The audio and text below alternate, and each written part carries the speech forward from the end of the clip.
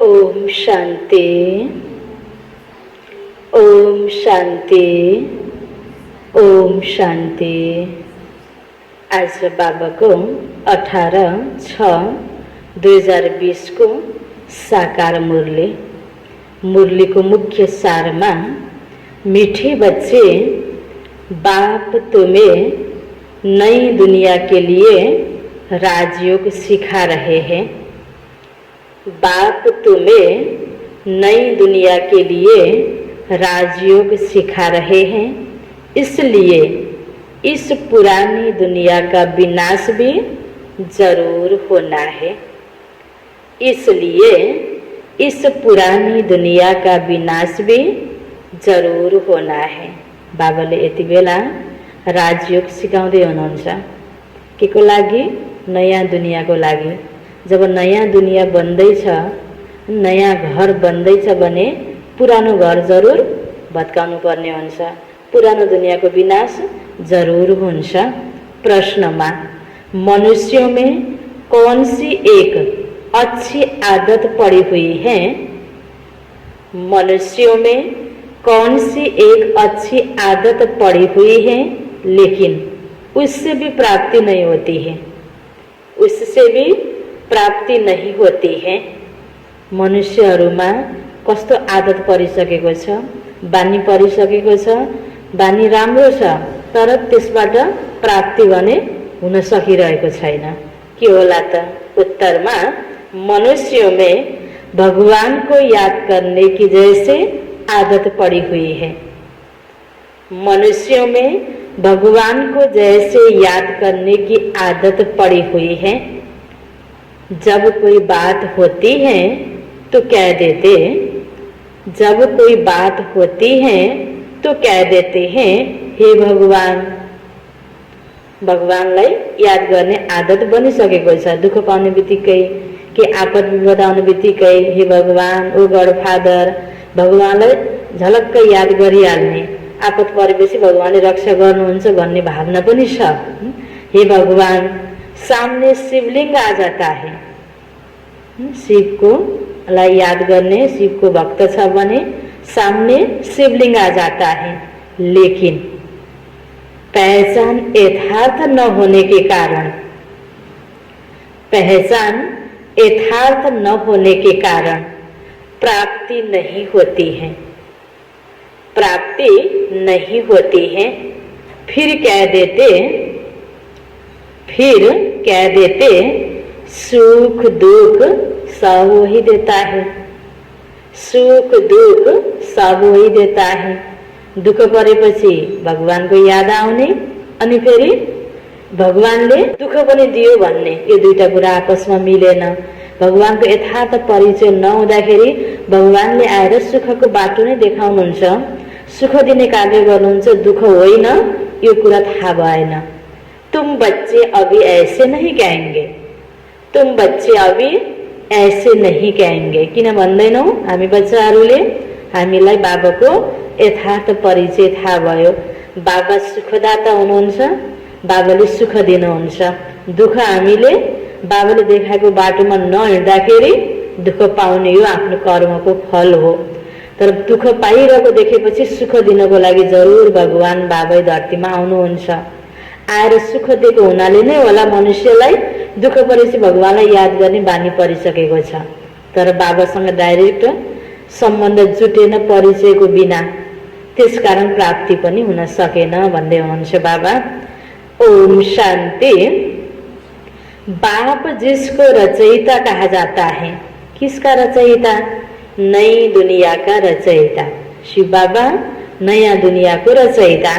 नई दुनिया को कहा जाता है स्वर्ग व सुखधाम। नाम कहते हैं परंतु समझते नहीं हैं। कृष्ण के मंदिर को भी सुखधाम कहते हैं। अब वह तो हो गया छोटा मंदिर।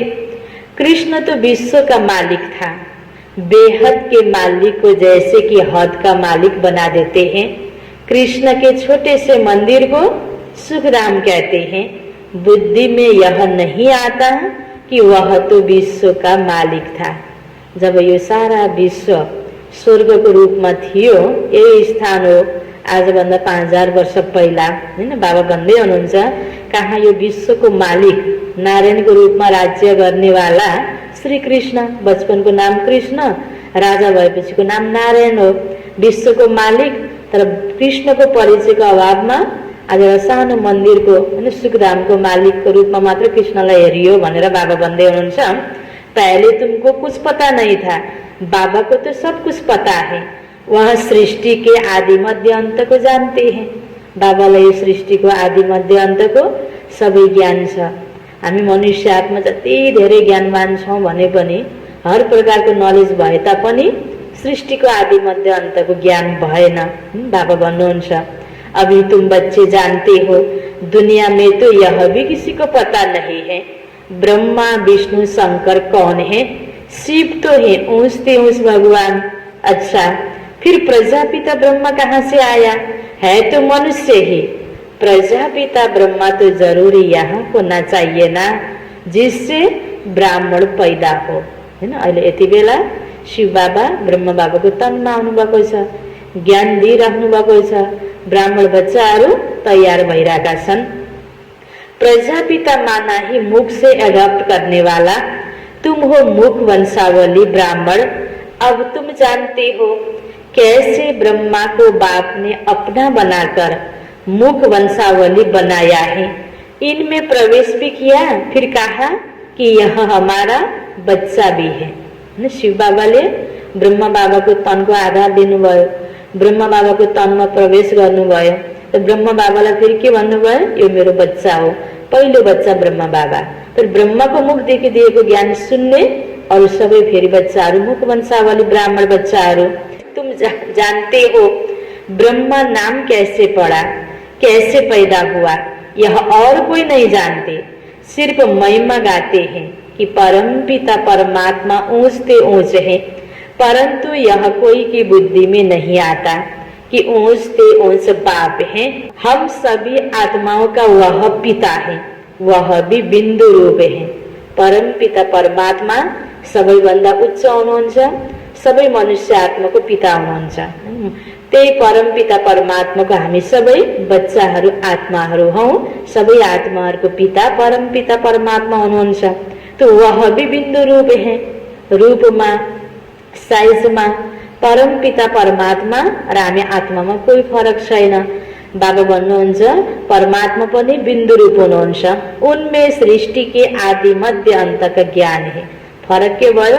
मनुष्य आत्मा सर्वज्ञ हुन सक्दैन, सम्पूर्ण ज्ञान मनुष्य आत्मामा हुँदैन, विस्मृति हुन्छ। बाबाले जति ज्ञान दिनुभयो त्यसलाई पनि आफ्नो क्षमता अनुसार क्याच गर्ने हो, बाँकी बाबामा सारा ज्ञान छ। यह नॉलेज भी तुमको अभी मिली है, पहले तो जरा भी यह ज्ञान नहीं था। मनुष्य सिर्फ कहते रहते ब्रह्मा विष्णु शंकर, परंतु जानते कुछ भी नहीं।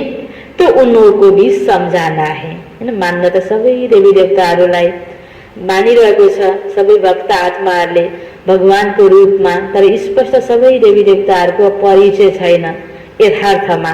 त बाबा भन्दै हुनुहुन्छ, अब तिमी बच्चाहरूले सम्झाऊ, बुझाऊ कि हरेकको परिचय देऊ। ब्रह्माको परिचय अलग छ, शंकरको परिचय अलग छ, विष्णुको परिचय अलग छ, शिव र शंकरमा पनि भिन्नता छ। सबै कुरा स्पष्ट बताउनु छ। अभी तुम तो समझदार बने हो ना, जानते हो कि बाबा ज्ञान का सागर है, जो हमको ज्ञान सुनाते हैं, पढ़ाते हैं। यह राजयुग है ही सतयुग नई दुनिया के लिए, तो जरूर पुरानी दुनिया का विनाश होना चाहिए। उसके लिए यह महाभारत लड़ाई है। आधा कल्प से लेकर तुम भक्ति मार्ग के शास्त्र पढ़ते आए हो, अब तो बाप से डायरेक्ट सुनते हो। बाप कोई शास्त्र नहीं बैठकर सुनाते, बाबा स्वयं नलेजफुल हुनुहुन्छ। बाबाले बसेर शास्त्र पढेर त्यसको अर्थ लगाएर हामीलाई ज्ञान दिनुभएको छैन। जप तप करना, शास्त्र आदि पढ़ना, यह सब भक्ति है।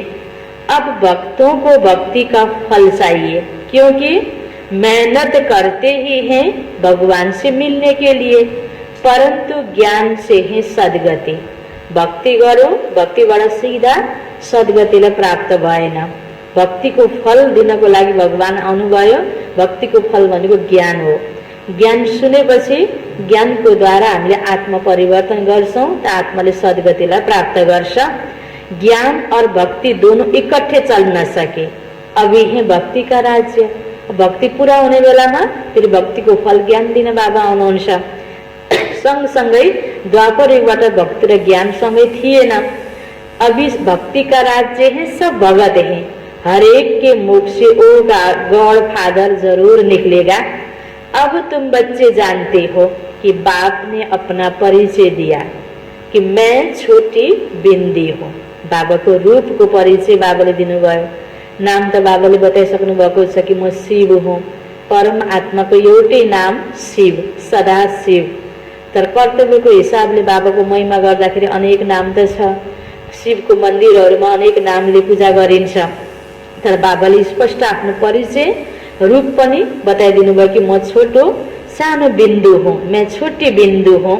मुझे ही ज्ञान का सागर कहते। मुझ बिंदु में सारा ज्ञान भरा हुआ है। आत्मा में ही नॉलेज रहती है। अभी तुम बच्चे समझते हो कि उनको परम पिता परमात्मा कहा जाता है। वह है सुप्रीम सोल, अर्थात सबसे ऊंचे से ऊंच पतित पावन बाप ही सुप्रीम है ना। मनुष्य है भगवान कहेंगे तो शिवलिंग ही याद पड़ेगा, वह भी यथार्थ रीति से नहीं। शिव को रूप कस्तो छ, के कर्तव्य गर्नुहुन्छ, स्पष्ट रूपबाट याद आउँदैन भगवान भनेर भन्नुपर्ने एउटा आदत बनिसकेको छ। एक जैसे कि आदत पड़ गई कि भगवान को याद करना है, भगवान ही सुख दुख देता है। अभी तुम बच्चे ऐसे नहीं कहेंगे, दुख भगवानले दिनुहुन्छ, दिनुहुन्न। हामीले अब यसो भन्दैनौँ किन, बाबालाई चिन्यौँ, बाबा सुखदाता हुनुहुन्छ। तुम जानते हो बाप तो सुखदाता है। सतयुग में सुखधाम था, वहाँ दुख का नाम नहीं था। कलयुग में है दुख, यहाँ सुख का नाम ही नहीं। ओसते उस भगवान, वह है सर्व आत्माओं का बाप। यह किसी को भी पता नहीं है कि आत्माओं का बाप भी है, कहते भी हैं हम सब ब्रदर्स हैं। तो जरूर सब एक बाप के बच्चे ठहरे ना। दुनियाँमा सबैले हामी सब भाइ भाइ हो आत्मिक रूपमा भनेर स्पष्ट नजाने पनि हिन्दू मुस्लिम सिख इसाई भाइ भाइ त भनिरहेको हुन्छ नि।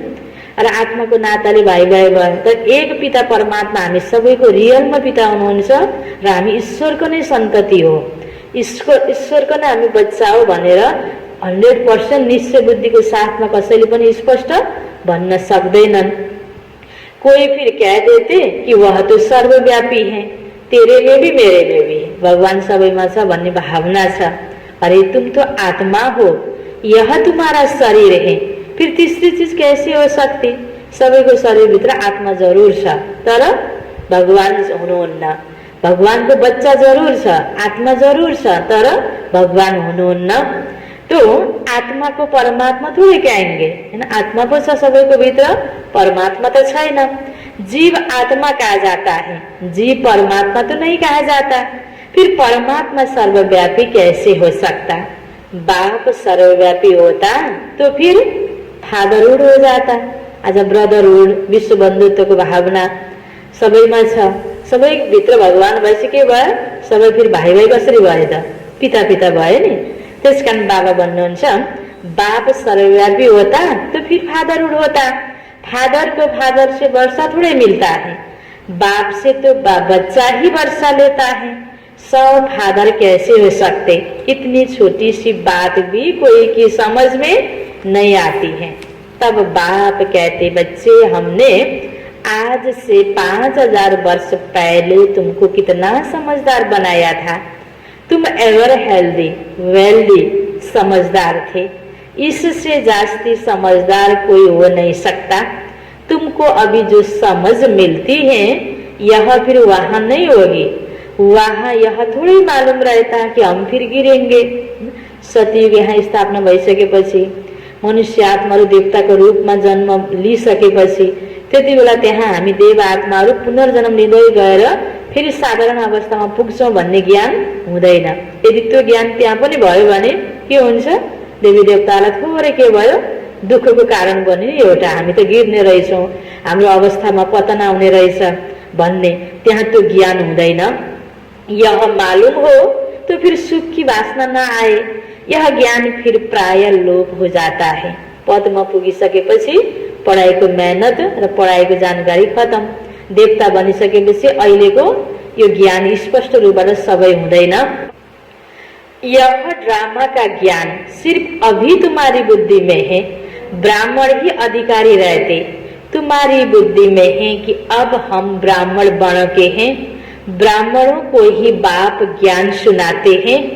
ब्राह्मण फिर सबको सुनाते हैं। गायन भी है कि भगवान ने आकर स्वर्ग की स्थापना की थी, राजयुग सिखाया था। देखो कृष्ण जयंती मनाते हैं, समझते हैं कृष्ण वैकुंठ का मालिक था, परंतु वह विश्व का मालिक था, यह बुद्धि में नहीं आता।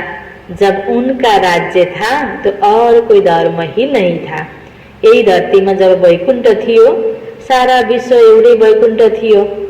तो बाबा भन्दै हुनुहुन्छ त्यति बेला अन्य कोही धर्मै थिएन, अन्य कोही राज्य नै थिएन, एक धर्म एक राज्य थियो।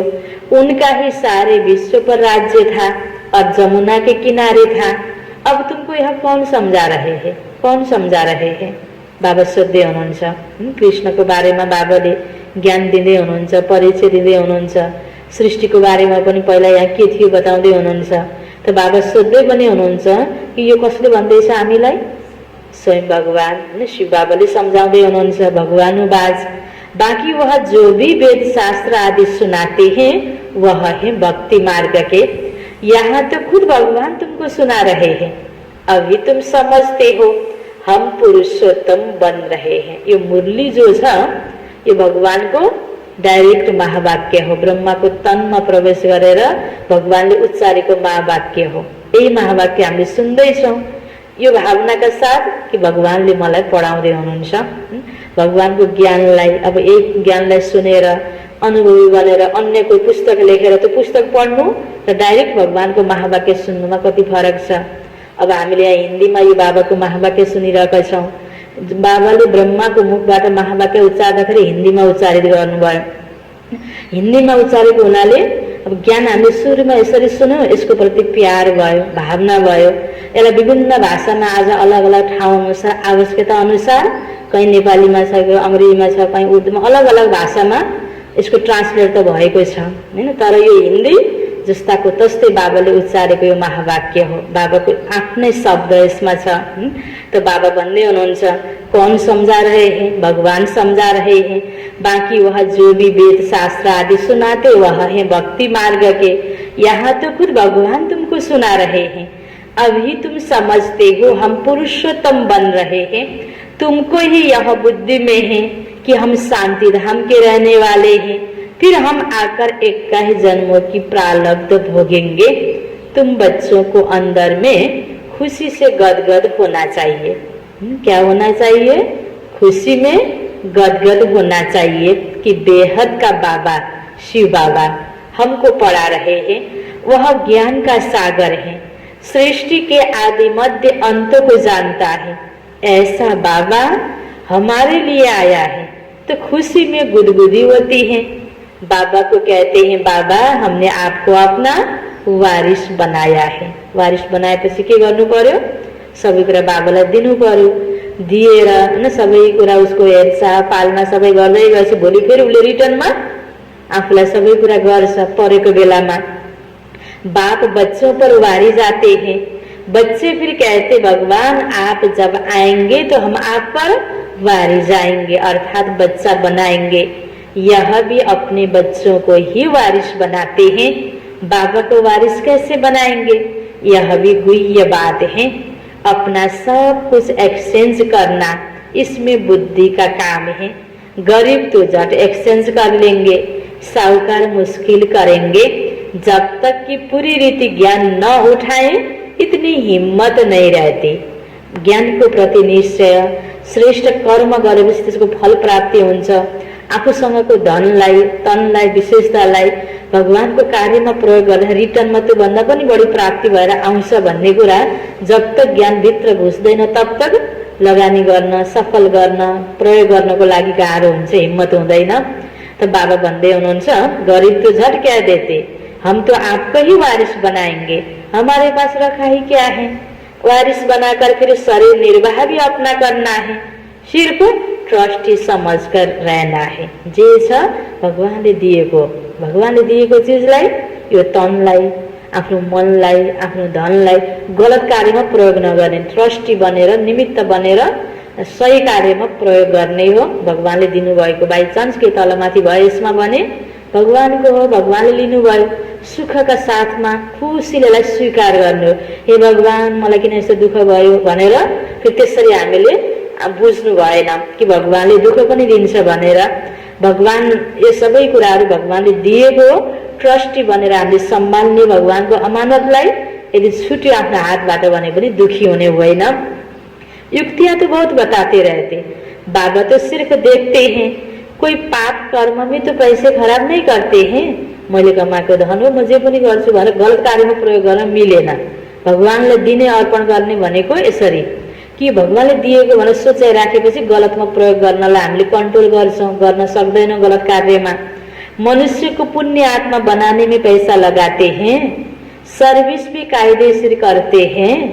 भगवानको डाइरेक्सन अनुसार सही सही कार्यमा हामीले आफ्नो तनलाई, मनलाई, धनलाई राम्रो कार्यमा, असल कार्यमा, पुण्य कर्ममा खर्च गरेका छौं कि गलत कार्यमा प्रयोग भइरहेको छ, यो कुरा चेकिङ गर्नको लागि पनि बाबा भन्दै हुनुहुन्छ। यह पूरी जांच करेंगे फिर सब राय देंगे। यह भी धंधे में ईश्वर अर्थ निकालते थे ना, ब्रह्म बाबाले पनि निकाल्नुहुन्थ्यो। वह तो था इनडाइरेक्ट, अभी बाबा डाइरेक्ट आए हैं। शिव बाबा धरतीमा आउनुभन्दा पहिला, ब्रह्म बाबाको शरीरमा प्रवेश गर्नुभन्दा पहिला ब्रह्म बाबाले आफ्नो जो कार्यधन्दा गर्नुहुन्थ्यो त्यति बेला पनि भक्तिमा पनि भगवानको नाममा निकाल्नुहुन्थ्यो।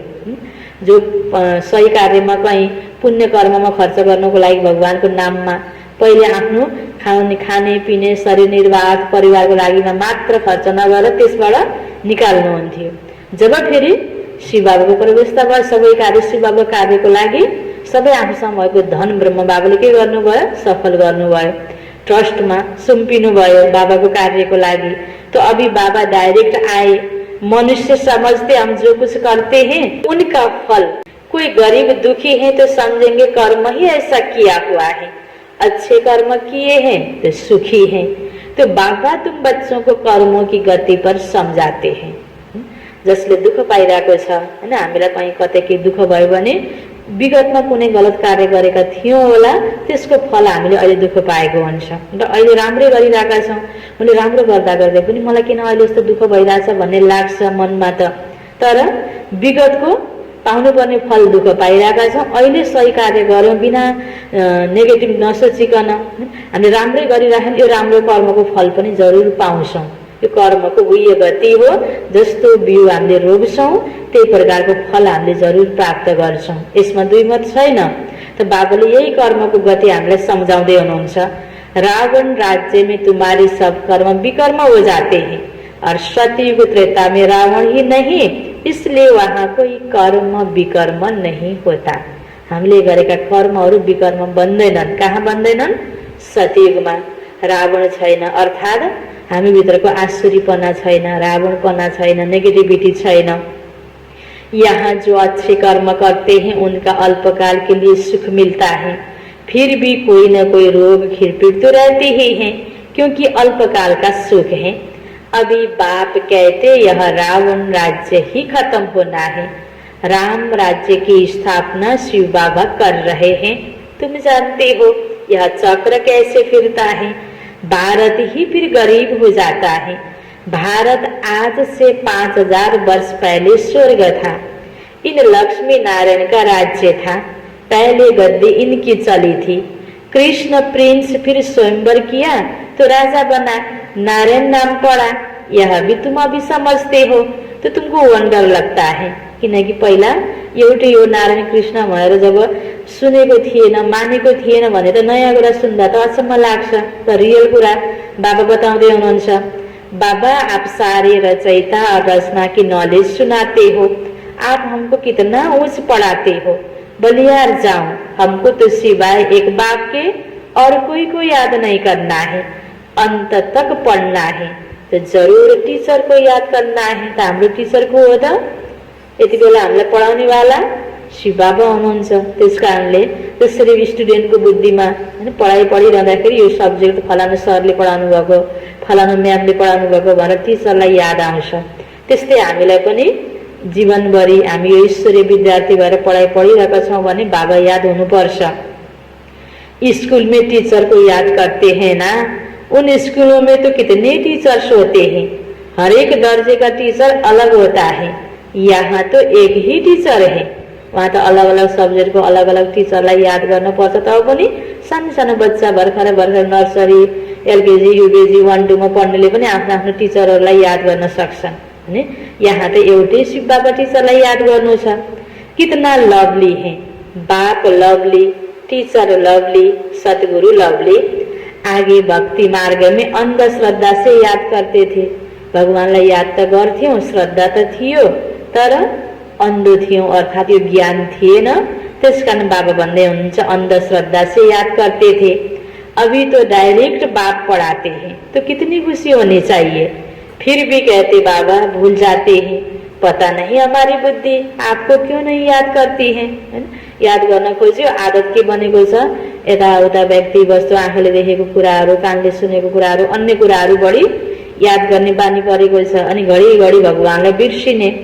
तो बाबा भन्दै हुनुहुन्छ, बच्चाहरूले भन्छन् बाबा हम भूल जाते, पता नहीं हमारी बुद्धि आपको क्यों नहीं याद करती। गाते भी हैं ईश्वर की गति मति न्यारी है।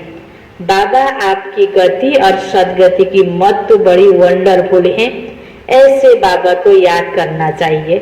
स्त्री अपने पति के गुण गाती है ना, बड़ा अच्छा है, यह उनकी प्रॉपर्टी है, अंदर में खुशी रहती है ना। यह तो पतियों का पति, बाप का बाप है शिव बाबा। पति को पनि पति, बाबा को पनि बाबा। इनसे कितना हमको सुख मिलता है और सबसे दुख मिलता है। हाँ, टीचर से सुख मिलता है क्योंकि पढ़ाई से इनकम होती है। गुरु हमेशा किया जाता है वानप्रस्थ में। बाबा भी कहते मैं वानप्रस्थ में आया हूँ। अहिले सृष्टिको वानप्रस्थ अवस्था छ, कलिको अन्तिम चरणमा बाबा आउनुभएको छ।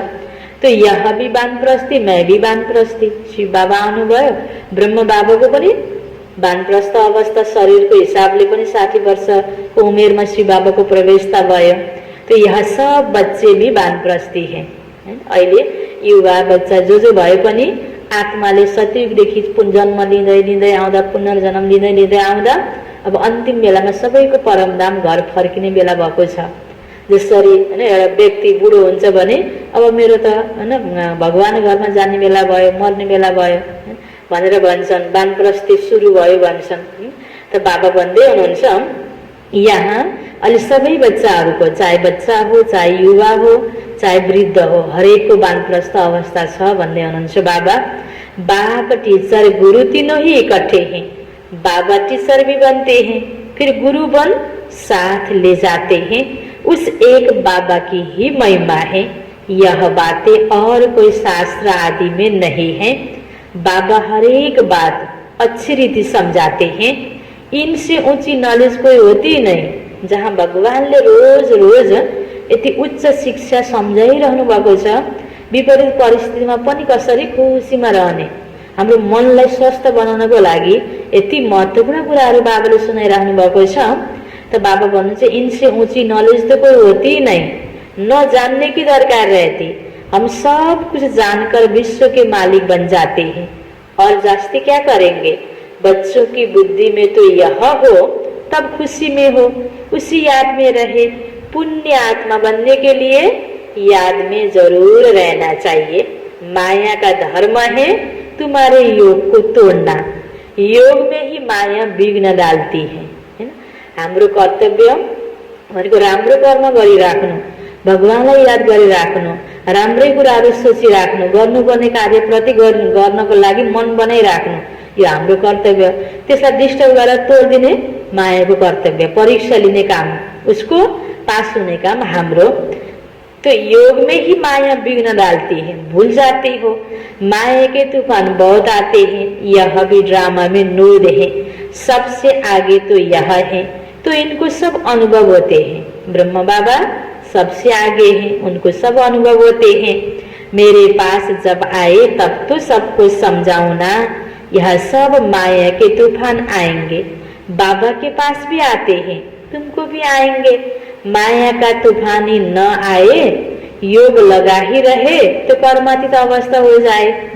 एउटा बिउ रोप्ने बित्तिकै त्यो बिउले जमिन तोड्नै नपर्ने, हैन, त्यसपछि पातपाता पलाउनै नपर्ने, त्यहाँ फूल लाग्नै नपर्ने, या त्यहाँ फलफुलिलो हुनको लागि घाम पानी तुफान सहनै नपर्ने, एकैचोटि फल लाग्छ त लाग्दैन नि।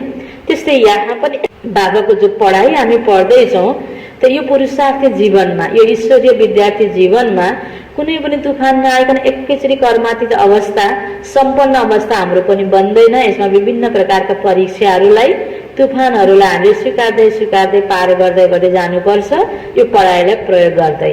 त्यही कुरा बाबा हामीलाई सम्झाउँदै हुनुहुन्छ। तो माया का तूफान ही न आए, योग ही लगा रहे तो कर्मातीत अवस्था हो जाए, फिर हम यहाँ रह न सके। कर्मातीत अवस्था हो जाएगी तो फिर सब चले जाएंगे। फल फूल लागिसकेपछि, पाकिसकेपछि, फक्रिसकेपछि तो के हुन्छ, नटिपे पनि तो झर्छ नि। त्यस्तै हाम्रो पनि अवस्था सम्पन्न भयो भने देहलाई त्याग गरेर हामी जान्छौँ।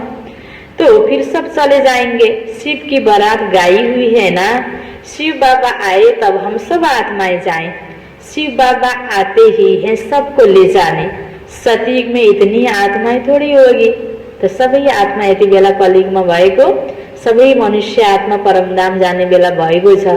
सबै जब परमधाममा जान्छौँ, त्यसपछि जब यहाँ सतयुग सुरु हुन्छ त आउने बेलामा सबै आत्मा सतयुगमा त आउने होइन, बाँकी आत्मा त्यति बेला परमधाममा नै हुन्छन्। आफ्नो समयमा हरेक आत्मा तल धरतीमा आउँछन् जन्म लिनको लागि। सतयुग में तो इतनी आत्माएं थोड़ी होगी। अच्छा, मीठे मीठे सिकिलधे बच्चों प्रति माता पिता बाप दादा का याद प्यार और गुड मॉर्निंग। रूहानी बाप की रूहानी बच्चों को नमस्ते, रूहानी बच्चों की रूहानी बाप को याद प्यार, गुड मॉर्निंग और नमस्ते नमस्ते। यो छ धारणको लागि मुख्य सार। पहिलो पोइन्टमा शिव बाबा को अपना वारिस बनाकर सब कुछ एक्सचेंज कर देना है। शिव बाबा को अपना वारिस बनाकर सब कुछ एक्सचेंज कर देना है। वारिस बनाकर शरीर निर्वाह भी करना है। वारिस बनाकर शरीर निर्वाह भी करना है। ट्रस्टी समझकर रहना है। ट्रस्टी समझकर रहना है। पैसे कोई भी पाप कर्म में नहीं लगाने हैं। पैसे कोई पाप कर्म में नहीं लगाने हैं। दूसरा पॉइंट, अंदर खुशी में गुदगुदी होती रहे। अंदर खुशी में गुदगुदी होती रहे कि स्वयं ज्ञान का सागर बाबा हमको पढ़ा रहे हैं। स्वयं ज्ञान का सागर बाबा हमको पढ़ा रहे हैं। पुण्य आत्मा बनने के लिए याद में रहना है। पुण्य आत्मा बनने के लिए याद में रहना है। माया के तूफानों से डरना नहीं है। माया के तूफानों से डरना नहीं है।